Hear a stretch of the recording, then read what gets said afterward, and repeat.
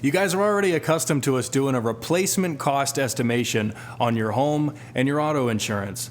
Now, what if I were to show you that we can put together a replacement cost estimation for the financial version of yourself if something was to happen to you?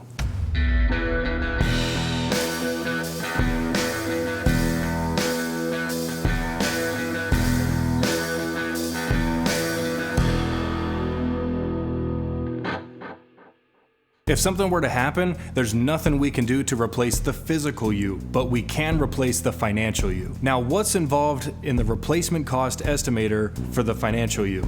There's how much income you bring home to your family every year. There's how many years that we need to replace that income for. There's, do you have any kids? Do you want to send them to college? Do you want them to go to public or private school? Do you have your final expenses taken care of? There's many things that go into your entire financial plan from start to finish, and we're here to protect every single one of them. Again, there's nothing we can do to replace the physical you, but we can replace you financially to make sure that if anything were to ever happen to you, your family would be properly taken care of financially for the rest of their lives.